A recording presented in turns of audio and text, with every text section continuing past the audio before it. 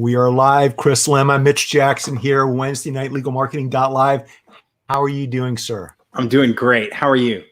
I'm doing fine. I told you I was going to get right to the point, and there's so much going on in the world right now. And Chris and I were just talking before we went live about our concerns and what we can do and hopefully help people out with what's going on with COVID-19.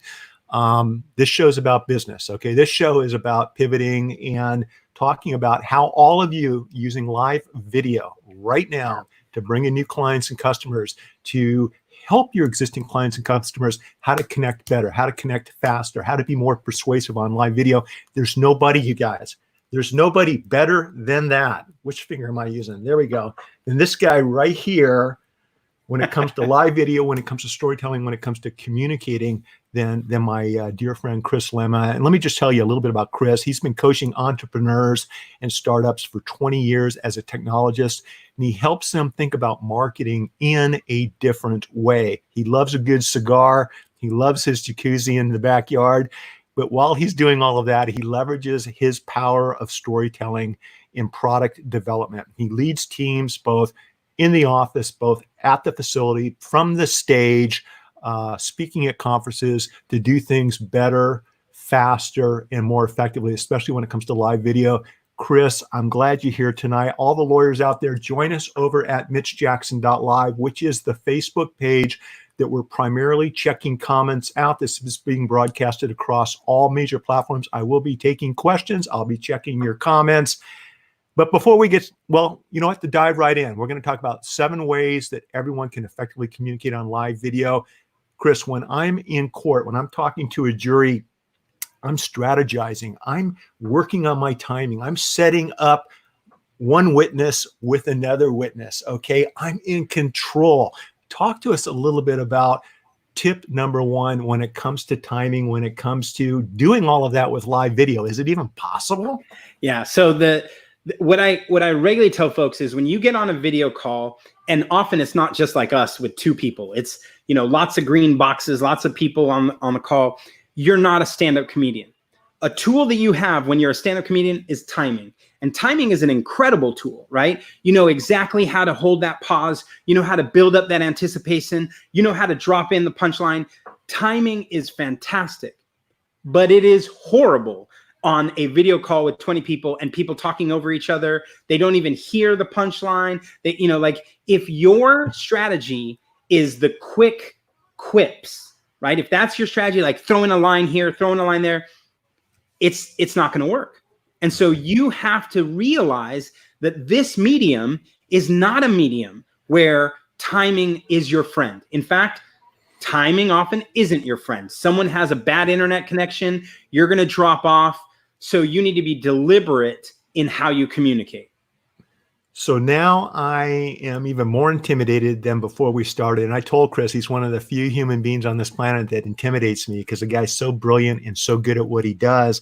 I like being in control. I like being able to make sure everything comes across, Chris, just like I want it to. Yeah. But that's not the way live video works. So understanding that dynamic, how can we embrace the unknown, embrace the mistakes, and own that to help come across better, to come across more persuasively and effectively? So there's 2 dynamics in there, right? Which was my second point, which is focused on energy. But the other thing is, if I make a mistake, if I don't say the perfect words, you see, I just threw in an there for a second. That was on purpose.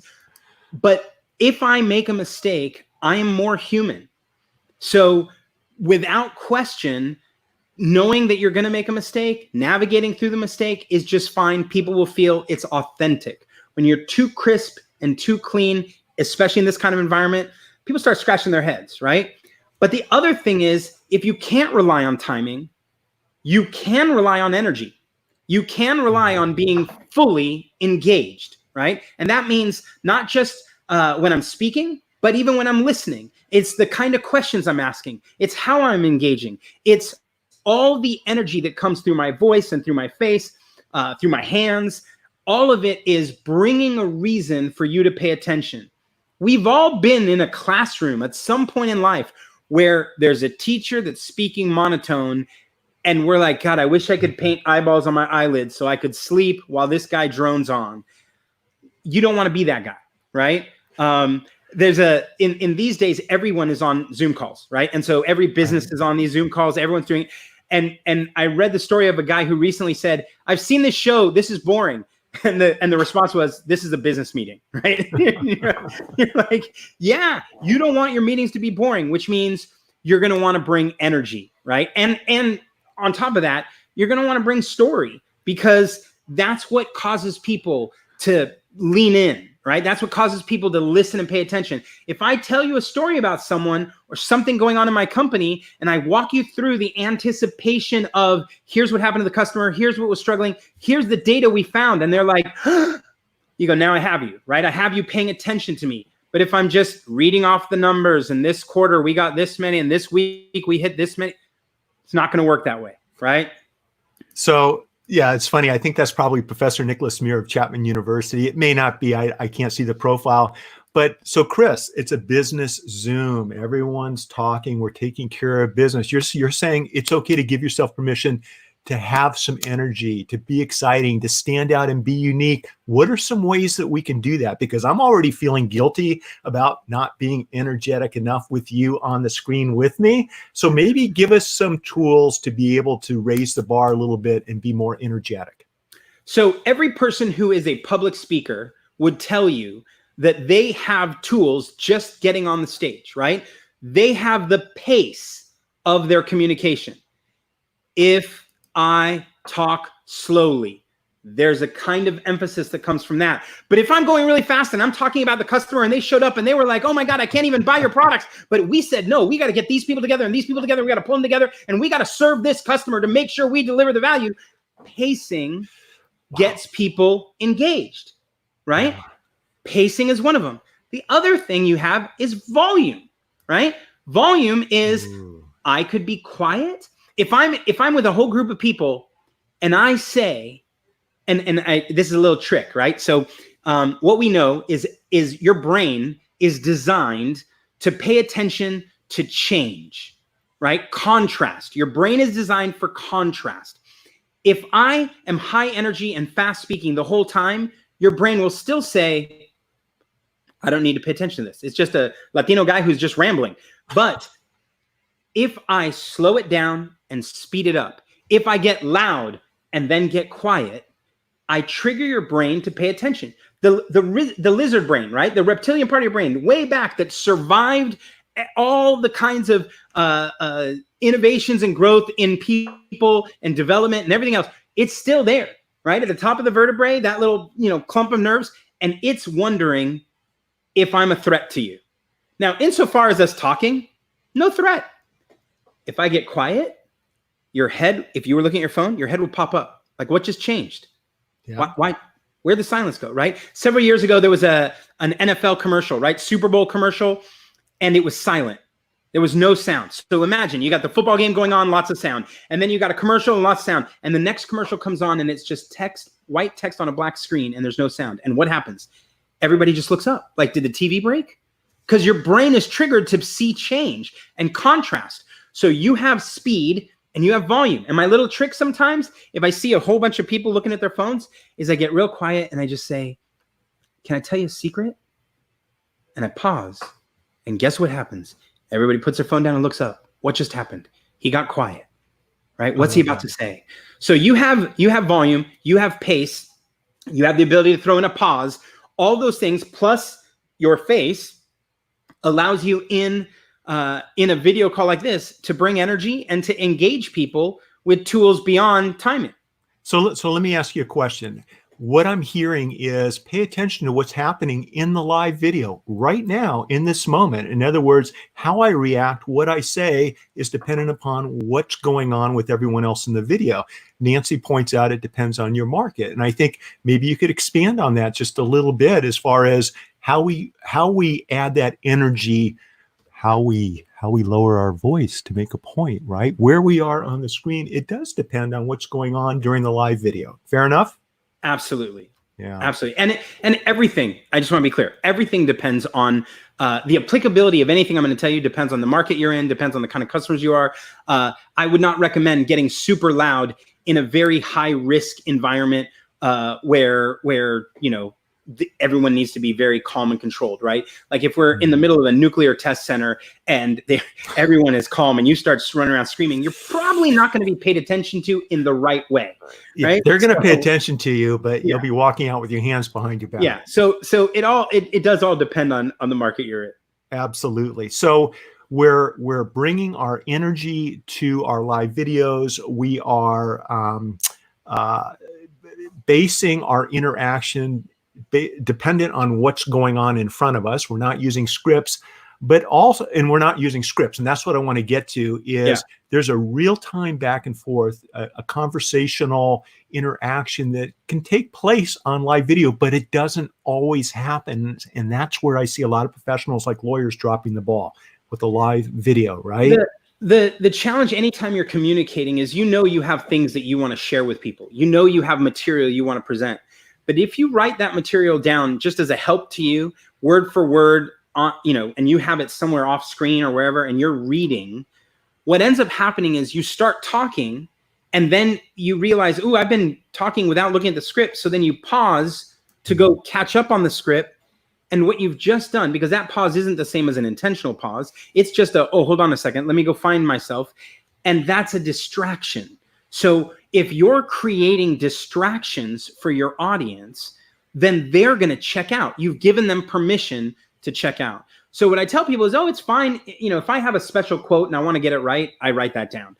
If I have a special chart that has specific numbers, I may even want to share the chart so that I get it exactly right. But what I don't want to do is write a full script of everything I'm going to say, because invariably, unless you're a super professional on reading teleprompters, you're going to get caught and get stuck. And the audience didn't even know that you were on a script, right? They don't know that you have specific words. So you're way more comfortable to just be able to know your material and walk it through than to pause, hold on. If you have physical notes, turning pages to get to the right spot, it's all very distracting and you will lose the engagement of your audience. So AJ Richmond out of Georgia, who's a very gifted trial lawyer, talks about like court. In other words, in court, we will have talking points during our opening statement, our closing argument, but good experienced trial lawyers do not just sit there and read their opening or their closing, right? Because you're interacting and engaging and you're reading your audience. You're looking at the expressions of your jurors. And one of the things that I've found just fascinating about live video, Chris, is being able to look at the expression of everyone else on the screen. We have a guest in the audience who mentioned that they did a Zoom training with 25 people or so today. And I was on a Zoom earlier this morning with our Rotary Club with about 22, 25 people on. And I wish everyone during our Rotary meeting was listening to this presentation right now, right? Because it makes things more enjoyable and more meaningful to bring these elements into our live Zoom or live video meetings. I mean, what a difference it makes by real-time engagement instead of relying upon a script. Yeah. The other thing you'll notice is my camera, even though I'm using an actual DSLR rather than the little camera on my computer, that DSLR is directly in front of me, right? Right. One of the things people do is they load up Zoom and it pops up from their laptop or it pops up from their monitor and it's potentially pointing at the side of their face, right? Imagine if I'm trying to make a really important point, but you're looking at the side of my face the whole time. That's not going to be very engaging. Imagine if I'm looking up and trying to read the screen, right? That's not going to be engaging, right? So part of the dynamic is putting cameras, putting microphones in the right places without distracting your audience, right? You don't see the mic right in front of my mouth. It's off to the side. It's pointed at me. Getting your environment set up so it can feel like I'm just talking to you directly. And that's the way you always make me feel when I see you on live video, when I see you doing your work, right? Or helping a client out with a project. I always feel like you're talking to me, especially when it's on live video.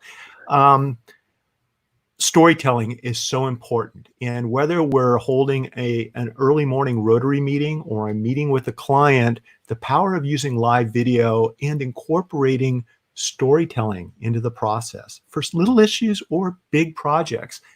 I think it's critically important, and that's something a lot of lawyers, a lot of professionals drop the ball on when they're on live video. Why? Because this is comfortable. It's easy. I don't have to think. You're right there in front of me.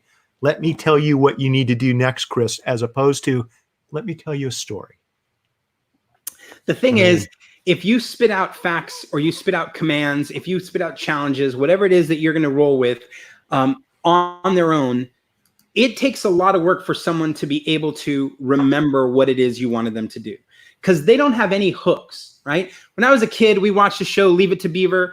Leave It to Beaver had this nice, quaint house. And when you walked in the door of that house, on the left wall, there was a pegboard, right? A pegboard, you don't see them anymore, right? But it was this piece of wood, and it had lots of these little pegs, and it's where you could hang your coat, right? And so when you walk in the house, you would take your coat and you'd hang it on the pegboard. Our brains do that automatically when we share something, and they can take our information and they can hang it on the pegboard.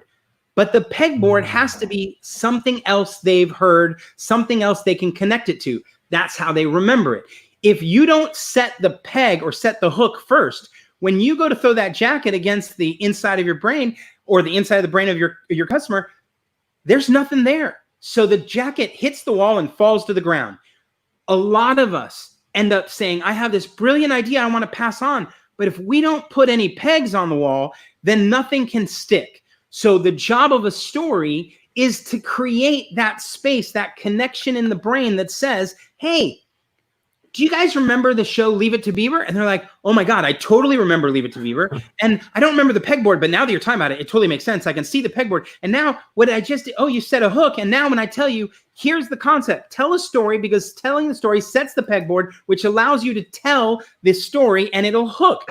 You will likely remember the whole idea of having a hook and hanging something on a memory that people can connect to because I told you the story. If I didn't tell you the story and I start talking about neuroscience, you're going to be left with, yeah, he said something about the brain, but I didn't pay attention to it. Stories are massively helpful to help connect people.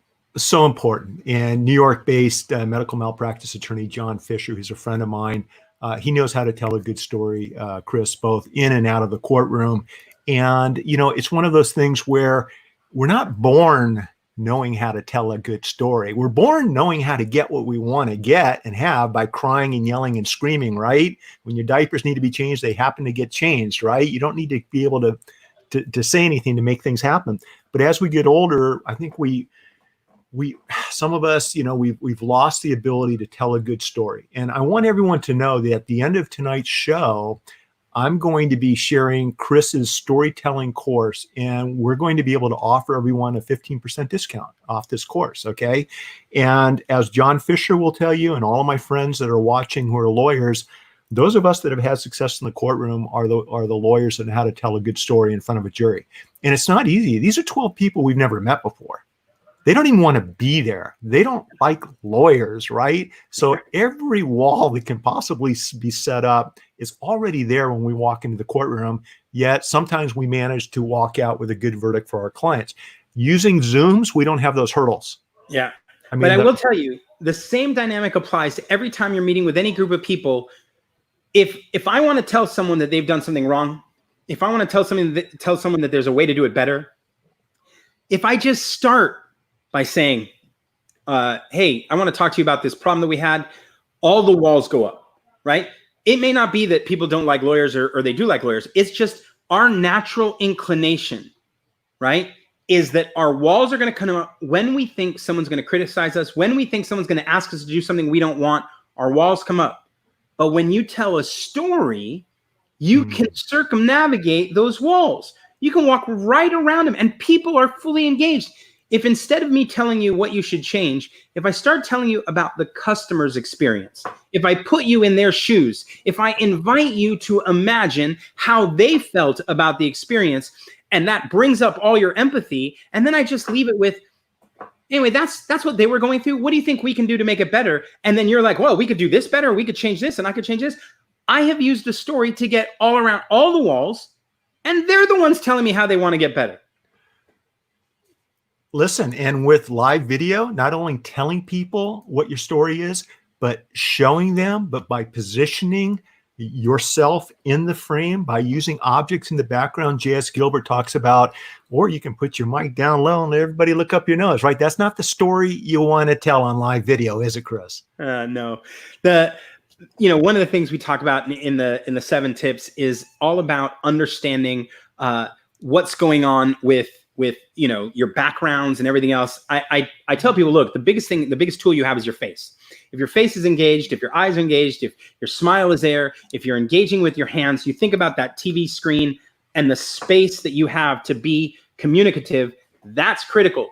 But if your background is a whole bunch of stuff, and you'll notice my background is very plain right now, and that's on purpose, right? Because I don't want you spending a whole bunch of time reading the titles of the books on my bookshelf or looking at what toys I have in my background or anything else, right? This is about choosing for people to see what I want them to see. I know exactly what you mean, Chris. Yes, exactly. Look at that. Pay attention to what's right here, right? My face, my hands, my voice. These are the tools I have to tell those stories and to not let people get distracted by something else. It's funny because I will tell you that a lot of lawyers, just beautiful, gifted human beings that are trying to help from their heart, when they're talking on live video, this is what they're doing. Hello, I want to talk to you about your case, right? And what Chris is talking about is, first of all, bringing energy onto the show. And it's not always natural, Chris. This is something sometimes we have to work on, right? Using our hands, paying attention to our facial expressions, not using a script. If you guys saw my outline, I've just got some bullet points.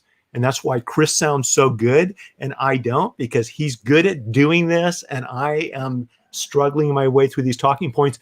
But I'm trying to walk my talk and present these 7 talking points so that by the time we're done, you guys, you'll be more effective when it comes to talking with clients on your live video, answering questions, dealing with opposing counsel. Maybe you have a judge on a live video and now you've got things that you can pay attention to when you're dealing with the judge. We're going to pay attention to our backgrounds.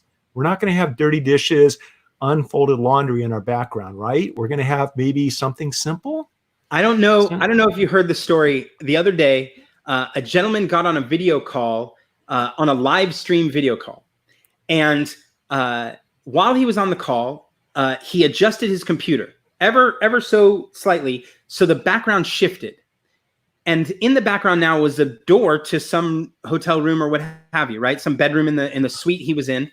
And a woman walks out and walks, away, and she's naked. And of course, the audience in the live stream was like, "Oh my God, was that just his wife in the background?" Like he should have. So someone's texting him right away, like, "Hey, adjust your background, adjust your computer." And the host of the show gets a phone call, right? They take live calls into the show. So the host of the show gets the call. It's the wife.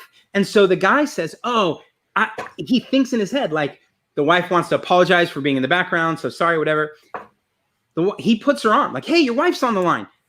Gets the wife on the line. She starts screaming bloody murder because the girl that was naked was a coworker, not his wife.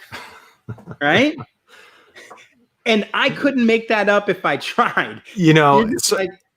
You've got to pay attention to what's going on. So let's be real about this for just a second. I tweeted out a couple of hours ago, the U.S. Supreme Court is handling arguments this week, Monday and Tuesday, for the first time ever, telephonic appearances by lawyers, right? And today was the flush that was heard around the world.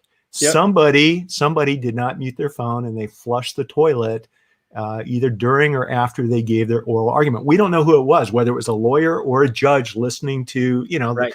The point is you got to be aware of this stuff. It's just like shooting a video.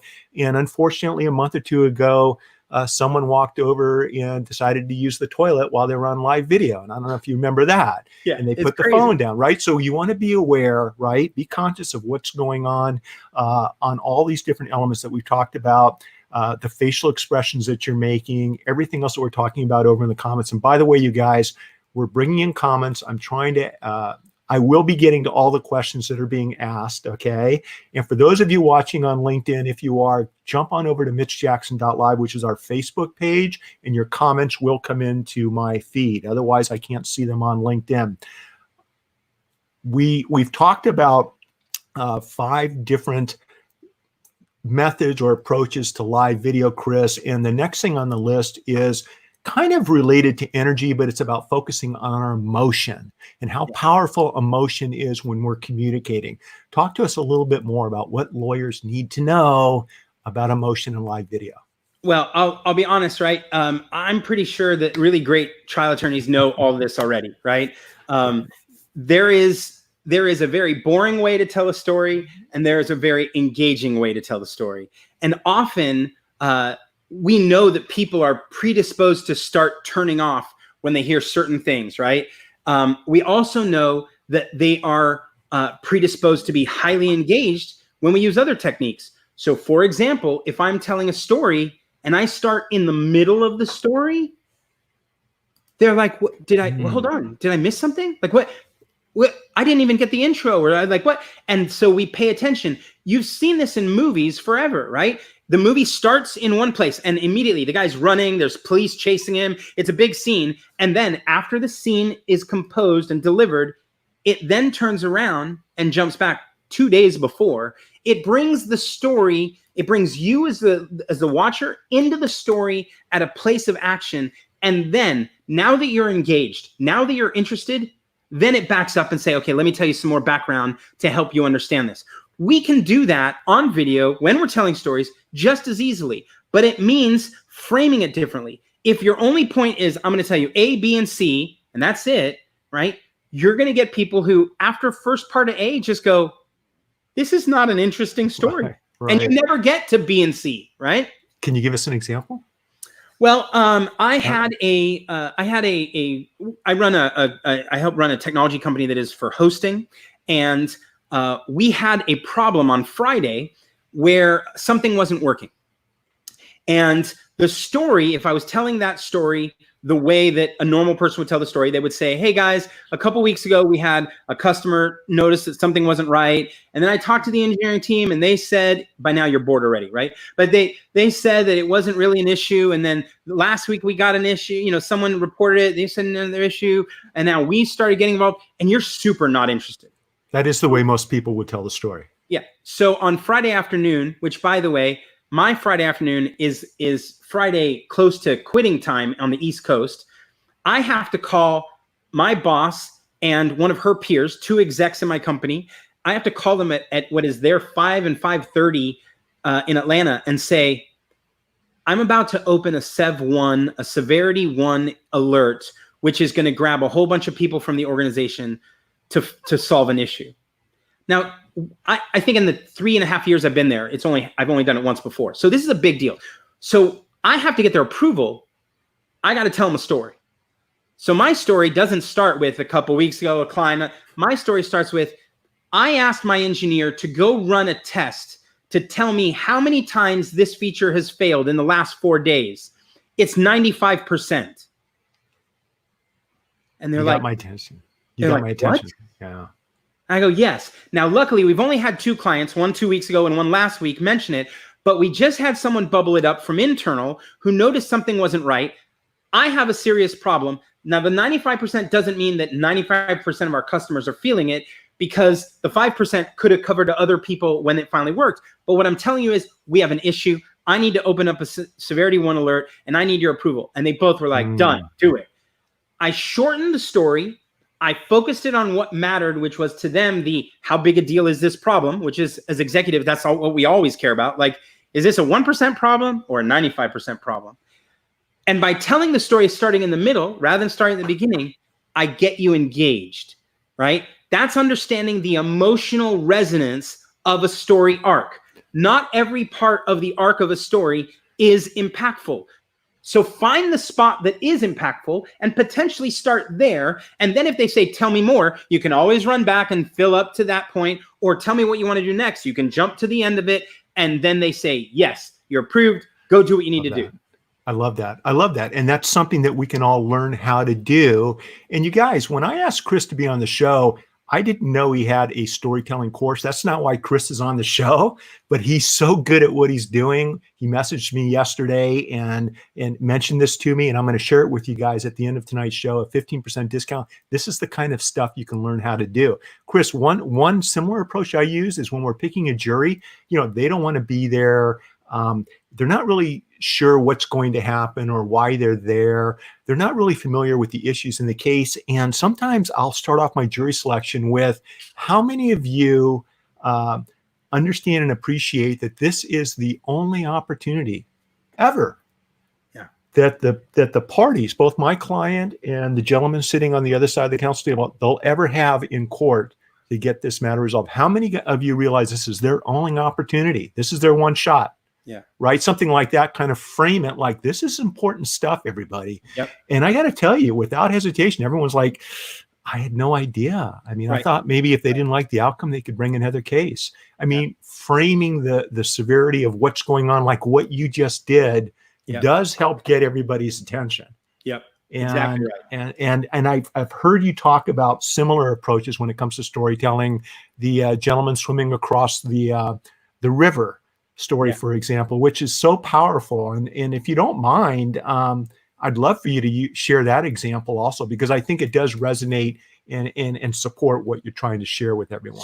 So when you sell a product or a service, right? When you're selling something, a lot of times what happens is the person who's selling, right? If I'm selling a service, my legal service, for example, I want to start telling you about the service. Right? Because that's the world I live in every day. Right. So I want to tell you about this and that and how we do it and why we do what we do. But the person on the other side of the table, or in this case, on the other side of the video, they didn't wake up in the morning thinking, I sure would like to hire a lawyer, right? That's not the objective. And so I have a storytelling framework that I use for selling products and services, more products and services, but it still functions in both. Absolutely. And the core part of this bridge framework, I'll explain to you via a story. So I want you to imagine for just a second that you have decided that you want to buy a very impressive, amazing bread maker, like a bread maker like none other, right? All the bread makers give you 1 and 2 pound loaves. This gives you 4 pound loaves. All the bread makers can't be controlled by your phone, but this one can. This bread maker is connected to, like, you just tell it the ingredients you have and it will automatically pick a bread for you. Like, it's just amazing. And so you wake up on a Saturday morning and you decide, I've saved up my pennies and I know where the store is to buy this bread maker. So you look outside, it's a beautiful Saturday morning, and you say, oh, the store that sells this bread maker is at the top of the hill. I can see it. And the road goes from the bread making store straight down to my house. It's a straight shot. And so you go, okay, I'm going to go and buy the bread maker today. And you walk outside and you walk up the street and you get about halfway there and there's a river. And you go, okay, well, that's okay. You start stepping into the river because you think, maybe I'll just get across by walking. This is a football-sized river. It's not a brook or a stream. It's a serious river. But you start walking, and 3 steps in, water's up to your chin.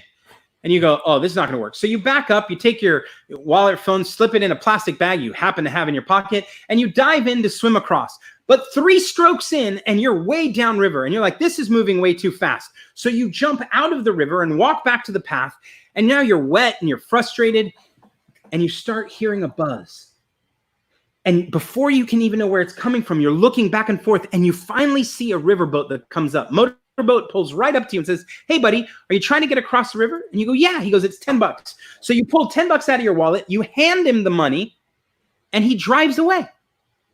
Now you're wet, you're frustrated, you're broke. That was the last $10 you had in cash, and you don't know what to do. So beautiful day, you don't want to ruin it. So you start walking up the river just to cool off and to dry off. And you walk up the river for about an hour, and there's a bridge. And you're like, oh my God, there's a bridge. So you walk across the bridge. It's sturdy. You get across. You walk an hour down, and you get to the path. And right before you turn up to go the rest of the way, you look back, and there's people on the other side where you were 2 hours ago. And you look back and you yell and you say, hey, I'm not better than you. I'm not smarter than you. But I bet you try to go across the river walking, and I can see that some of you have, your shorts, the bottom of your shorts are wet. I see some of you are fully soaked. You probably tried to swim across the river, and some of you are staring at an open wallet. So I'm guessing that you already met the guy who rips you off. I'm not better than you. I'm not smarter than you. But if you're looking for the bridge, I found it. It's how I got here on this side. Go up an hour, there's a bridge. And when you come back, if you're trying to go up the road to the bread making shop like I am, I'll wait for you here and we can go together. That's the bridge framework. And it starts by acknowledging that every person has a destination. The destination is that bread maker. That's what they woke up in the morning thinking about. Nobody thought about a bridge. They didn't even know they needed a bridge. We sit here trying to sell the bridge. Check out this bridge. It's made out of steel. It's made out of aluminum. It's made out of wood. It was made by only Americans. And they're like, hey, why are you talking to me about a bridge? I want a bread maker. So we have to understand that our products and our services help people reach a destination. It's rarely the destination itself. So we start the story with this destination. We followed up with the strategy, right? Imagine if I told you I had a helicopter. Then the road from my house to the bridge and my house to the bread making store and the river would not be an issue because I go in my backyard, get my helicopter, fly to the top of the hill.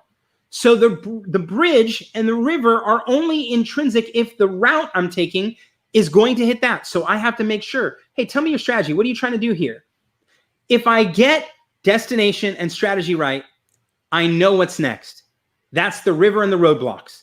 I know they're going to hit certain rivers. I know they're going to hit certain roadblocks. That's the tried to walk across, swim across, pay my way across. You as a lawyer, if you've been doing this a long time, you know what the roadblocks are. People don't have enough information for what they're doing, or they don't have enough money for what they're doing, or they're scared about the fear of having to mortgage their house for what they're doing. Like there's a lot of stuff that you already know. And that's way more important than selling the bridge. Most of my story, if you timed it with a stopwatch, most of my story was river and roadblocks. I spent very little time on the bridge. And yet, the bridge is where we finally get to. After we've done river and roadblocks, we get to the bridge because that is what we offer. And we offer a solution to the river and the roadblocks, but we barely have to talk about that solution if we've done the other work right. And then notice that I didn't sell the bridge to someone standing right in front of the bridge. If we're talking about marketing, unfortunately, a lot of us do marketing to the people that are standing right in front of the bridge. You know you need a lawyer. I'm a lawyer. Why don't you hire me? That's not marketing, right? That's selling tickets. That's a very different dynamic. Marketing is when you're selling 2 hours or an hour downriver to someone who's not seeing a bridge, and you're saying, actually, if you're willing to walk an hour, I happen to know where there's a bridge, right? We move people. The whole art of marketing and the storytelling with it moves people to where the bridge is and helps them get across. The last part, of course, you noticed I said, if you're trying to get up that hill to that bread maker, which I anchored us again to the destination, I'll stay here and wait for you. That's the sense of community, right? More than anything, people want to feel like they're part of something. They want to feel like they're not making a risky decision. That family, right? The reason you write case studies, hopefully, is because you are trying to explain how big a network, how big a family there is, and that they can join into that, right? And so we end with the I'll wait here as another offer of community. So it's the framework I use every time I'm writing an email, a landing page, marketing copy, recording a video. I use the framework because it keeps me grounded on the fact that I'm not just selling the bridge. And if I start with this is my product and this is why you need it, if I start talking to you all about all my features and benefits of my product, I've missed the boat because most people woke up in the morning, they weren't thinking about my product. If you guys are not following Chris Lama and reading his blog post where he actually, this is what you do in your blog post, Chris, and it's fascinating to read. You guys connect with him and watch how he shares his message, how he shares solutions. And the other thing you do really well, Chris, is you'll ask open-ended questions so that you can design your story around the bridge or the helicopter. Okay. And for lawyers, we need to speak less and listen more so that we know how to structure and craft our stories to enable our prospective client to make the right decision. You also mentioned the term anchor. Talk to us a little bit, if you don't mind, about using anchors in live videos. What is it and how can we use them in different situations? So an anchor, an easiest example of an anchor is when you go to buy a car and it says the MSRP on the price, and then there's a sticker price. And all they're really trying to do is say, look, this is what you should be paying. Everything else that you're going to start negotiating from, you start from that MSRP, right? Right. And they've anchored you because that number could have been anything in the world. And you say, ooh, I saved 10 grand off the MSRP. They made it up. They picked a number, right? You saved 10. Why wouldn't you want to save 40 grand off the top, right? An anchor does exactly what it says. It anchors us. And there's a lot of different ways we can get anchored. Years ago, there was a guy that did a study, a fantastic study, where he asked people to write the last 2 digits of their social security number in the right-hand corner of a piece of paper. Now, you and I have different social security numbers. We're going to have different numbers at the end. So maybe you put 13 and maybe I put 14 or 18 or 27. That wasn't the trick. The trick was he then gave us 20 items to price. And what he said was, for each of these items, decide whether or not you would buy this item for the number in the corner of your paper, right? This is an anchor. He just made you put your own number in the corner. So let's say I put down 27. And it says, do you want to buy a toaster for 27? And you say yes or no. And it says, do you want to buy a microwave for 27? And you say yes or no. Do you want to buy a sofa for 27? You say yes or no. And you just run through the 20 items. And for every item that you said no, write down the price you would pay. Okay? Now, let's be clear. You and I, we know the price of a sofa. So there shouldn't be a lot of difference in that number. Or we know the price of a blender, right? Roughly, we know what we'd pay. Here's what was so interesting. The people that had lower numbers offered lower prices for what they would buy at, and the people who had higher numbers offered higher numbers. It's just plain anchoring. We get a number in our head, and it just adjusts us. Well, the same thing can happen in stories, right? If I start telling you a story and I say, right, I want you, let's imagine I was telling you a story that had 4 characters in it, right? Where's my character? 4, right? If I start the story without telling you who I want you to be in this story, you might pick someone else. You might pick one of the other characters, and you might have a completely different point of view. But if I start the story by saying, listen, I want to tell you a story about this young man who was put in prison for a murder that he did not do. And in fact, he was one of 4 kids. And he was the driver, and he didn't know what he was driving to. He didn't know what the guys in the car were going to do. And he was a good kid who discovered at the end that they were now going to kill him if he didn't burn the car up and go away. So he drove himself straight to the police station and said, this is what happened, without a lawyer, without anything else. And they said, thank you for acknowledging your part. And then they put him in jail. If I tell you that story and I say, I want you to think about what this kid went through and felt like, it's going to be different than I want you to think about the poor kid who got shot and killed, right? That's a different perspective. And you're going to think about this in a very different way. If I tell you about, I want to talk about this kid who got scot-free because he made the other kid go turn himself in and he just took off, you're going to have a different perspective. Your perspective is going to be anchored by how I ask you to connect in the story. I want you to imagine that you're this guy. I want you to imagine that I want you to imagine you're the judge, right? It doesn't matter who I ask you to play in this story. It's going to change how you think about the story. And I control that, how I tell the story. That right there is something that I haven't given much thought to in the past, Chris. That is huge. I mean, that right there, you guys, is gold. I appreciate you sharing that with us. And I'm going to work on that. And I'm guessing that's probably in your storytelling course, along with a lot of other tips. Yeah. We cover a lot of little things in there, that's for sure. So I remember I had a conversation with Chris a couple of weeks ago and asked him, where did you pick up that tip? Have you been reading any books on storytelling, right? So not only is he a gifted storyteller and keynote speaker, but Chris is like me. He reads a lot. And he brings out, I don't know, you brought out like probably 10 books like this, all on the art of storytelling. Yeah. And that just... You were like, hey, so do you have a book? And I'm like, well, there's this book and there's this book. And it wasn't planned either. 17 books. And I just happened to have them right by my desk. And it was like, oh. That was awesome. And the main point, right, is for anything that we do, right? For anything that we do, there are people who will say, I do that pretty well. And so that's a choice. Then we decide to not invest in it because you're going to be better than the average without doing any work. And so you just kind of ride that wave. There's other people who say, I do that pretty well. I'm going to lean into it. I'm going to study it more, and I'm going to take myself to a whole nother level. Of course, I recommend the second dynamic, right? And I recommend read everything you can, study everything you can, learn everything you can. I wrote a paper on how in my master's degree years ago, I wrote a paper on how the teams work in Saturday Night Live, right? You're constantly changing the teams, yet they have to produce every week. And what's the process? Is it process-centric? Is it people-centric? What's going on? And no joke, I watched about 35 years worth of Saturday Night Live shows, right? It was months of just watching and taking notes and months because you're like, these are experts. These are professionals. What can we learn about how they do what they do? The reason it's critically important to do exactly what you said is whether you're a trial lawyer, whether you're a business owner, look, success is temporary and failure is temporary. And if you are resting on your laurels, if you think you've got your act together and you're trying cases and you're not preparing like you should, guess what's going to happen?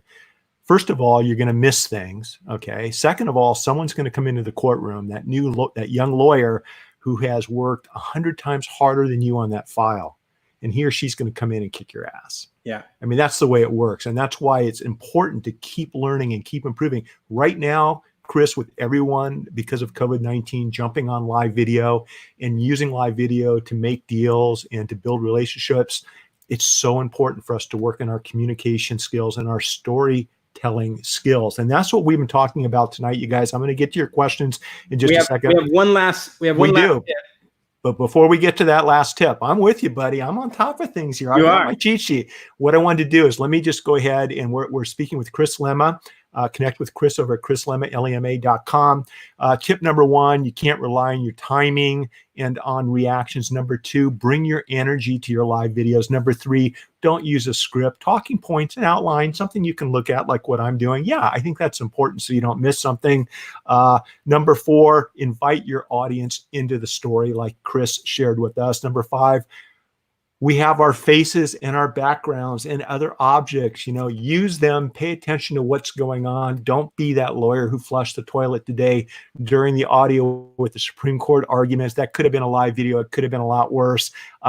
Number six, connect emotionally with your audience using some of the techniques that Chris described. And number seven is what, Chris? I'm going to let you.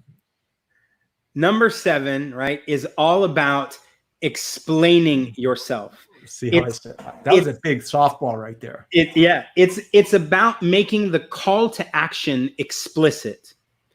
Why am I telling you this story? Right? When I told you about the bridge framework, I explained why, the rationale. What should you do with this? When should you use it? Why should you use it? Unfortunately, in a scenario like this where we're disconnected, you're on video for a period of time and then you're going to disconnect, people are going to end up walking away going, I don't know why he told me that story. Or worse, they're going to go, I totally know why he told me that story, and think about it incorrectly. So instead of leaving it as this abstraction that you hope people will be able to navigate to and figure out and take away, be explicit, be articulate. Say, look, I'm telling you this because 95% of these items have failed, and I want you to approve that I issue this alert. That's why I'm telling you. I don't want to talk about, well, why haven't our monitors picked it up, or well, who's it going to work on it? I want you to understand I told you a story for a reason. Here's the reason. Here's what I want you to do. It's the call to action that normally ends up at the bottom of a page. It's the call to action that shows up in a proposal or a contract. In storytelling on screen, when you're on a video, be clear, be articulate. What are the next steps? The other thing is that is maybe the most important dynamic in these times, because people are sitting under a massive amount of stress. And when we as humans are under stress, we don't pick up on all the cues. We don't catch stuff. Even worse, you're on a bad internet connection. The first part of the story may have clipped out. They just didn't hear it, right? And so you sit there thinking it was totally obvious why I said this. No, be obvious, be explicit, be clear, so that no one has to stress about figuring it out. I used to have an executive that worked with me under a different executive, and the CEO would tell that executive stories over and over again. And every time that call ended, that executive would call me and say, this is the story he told me. Can you explain why he told me that story? And I say, yep, this is what's going on, blah, blah, blah, blah, blah, right? Because he didn't get it. He didn't know, how does this story relate to his stuff? And because I knew the CEO well, I knew, oh, I totally get why he would tell that story. Now, of course, the feedback to the CEO is, you may want to give Steve over here a few more tips on, here's why I'm telling you this story. And Steve, you may want to ask in the middle of the call, why are you telling me this? Like, what do you want me to do with this? But in the absence of that, go ahead and give me a ring, right? When you're on video with someone else, it may feel like it's perfectly obvious why you're telling them a story or why you're talking to them about anything. It's really valuable in this time to be explicit, to be articulate, to say, now this is what I want you to do. Because it may be that your ask is very small. And they might have imagined that your ask was really big. And you're like, no, no, no. All I need you to do is this. And that will release a lot of stress and allow people to take that action. There's also a lot of communication taking place right now. For those of us using live video, there are a lot of people using live video right now, more so than ever before, right? So we want to be specific and explain exactly why our live video is the one that somebody should be relying upon or taking action on. Chris, when we're doing a closing argument, it blows me away when I see lawyers not do this. We have a jury sheet that the jury has to fill out and fill in the numbers. The jury foreman will write in the numbers on a case, or a guilty or not guilty, whatever it might be. And it blows me away when lawyers in their closing arguments don't get these jury sheets and blow them up, sit them right in front of the jury and walk through and actually each line write in exactly what you want them to do when they're back in the jury deliberation room. You take them by the hand. If you haven't earned the right at that point in the trial and earned their trust through storytelling, through persuasion, through communication, to take them by the hand and show them how to do what needs to be done, then you didn't try the case the right way. And I think with the live video, it's very similar. If you've added value, if you've answered questions, if you've shown them where the bridge is, or if they didn't need a bridge, where that helicopter landing pad is, and you've satisfied their needs, then they're going to be receptive to, describing and explaining yourself and all the details, what that next call to action is, whether it's passive, whether it's specific. You guys, this is great. We've got people, John, that are interested, Chris, that are interested in the course, and we will be sharing that link. Professor Muir had a question, and I've had this happen too. We're pivoting just a little bit. Big Zoom meeting, 40 people, only 13 showed up on camera. Yeah, that's not very engaging. Obviously, it wasn't Professor Muir's fault. But what are some things we can do or say to get more people to activate their camera and participate in the Zooms? That's a great question, Professor. That is. That's a fantastic question. The first thing you have to understand is that not everybody has a camera, right? Or not everybody has a functioning camera. So it may not have been a lack of engagement. It may have been a lack of utility. And the easiest way to work that through is, if you're in a context where you're going to meet with some of these people regularly, whether it's an employee, whether it's a classroom, whether it's a group that meets, your Rotary group or someone that meets regularly, send out information in advance of, okay, we're going to be doing this call. We're going to have the videos on. If you don't have video, contact me, reach out, let me know. If you want to, if you want a link to buy a very inexpensive camera that you can attach to your computer because you have a computer from 1987 and it's broken and it didn't even come with a video camera, here's a cheap one that you can plug into your USB and clip it to the top of your monitor. It's all about making sure that the reason they have it off isn't because they just didn't know that they would need it. They didn't come prepared and they didn't have the facility to turn it on. Now, the second dynamic is that some people are very embarrassed to turn it on because of what they may be looking like, right? My hair's too long. I haven't seen a barber in weeks. I'm not dressed up right. So tell them what the rules are. Tell them what the expectation is. Hey, folks, I'm going to be wearing a T-shirt. I'm wearing shorts. You don't even know it. Or I'm wearing a pair of jeans. This is a casual environment. You don't need to dress up for this. If you got ugly hair, put on a cap. Put on a hat, don't worry about it, but it'll be helpful to see you as I'm sharing these things to make sure that you're engaged. Give them the why and give them the expectations so that they go, oh, okay, I thought I had to get formal for this, right? It was my professor doing it, or it was my boss, right? I love that. Give them the context. And then you're going to always have some group who say, I hate cameras. I don't want to be on a camera. And that's where you got to decide, how hard do I want to push on that, right? I've had situations where I get called in to be a consultant for a large company, and they want me to help their engineering team or product team for a period of weeks. And I'll say, we're going to be on daily calls, and the requirement is that you have a computer with a video. I want to see your face as I ask questions. And I want to see your engagement, because they'll tell me the answers without even speaking, right? Just on their face, I'll know whether they did the things I asked. And I will go to the executives and say, this is what I need. These are my requirements. And they're like, sure. And then I'll have an employee in that company who decides, I hate cameras, I'm not turning it on. And at that point, you have to make this decision, right?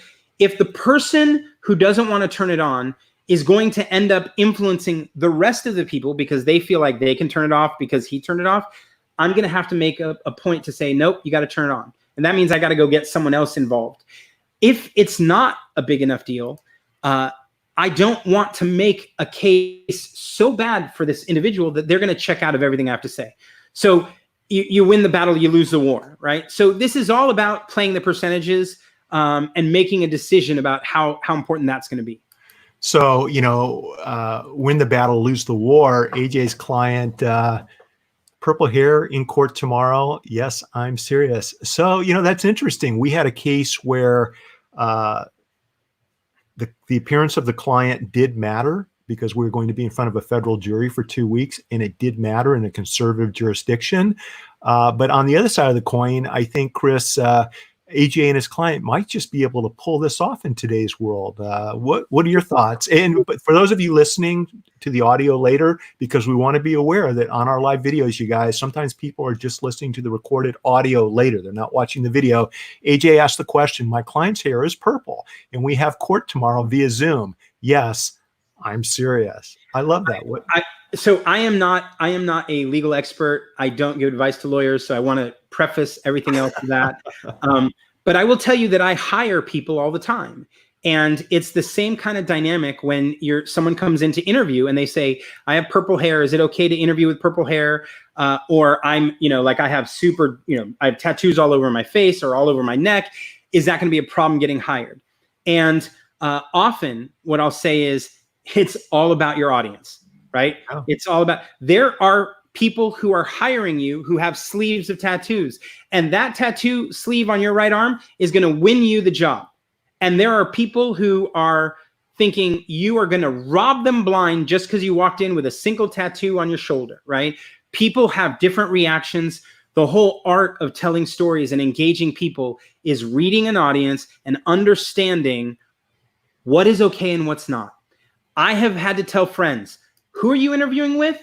Okay, put makeup on and hide that tattoo. And I've talked to other folks and said, you know what? Put a cap on, put a nice formal hat on or something, cover the hair. It's not an issue. And others, I'll say, your pink hair, it's part of who you are. You match your hair with all your clothes.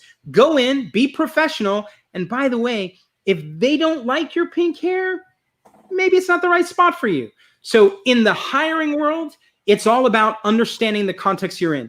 I imagine that's somewhat similar in the court world, but I got to tell you, if I'm in front of a serious judge in a serious court with serious, in a jurisdiction that is a conservative jurisdiction, I would get someone to dye that hair tonight for your case tomorrow.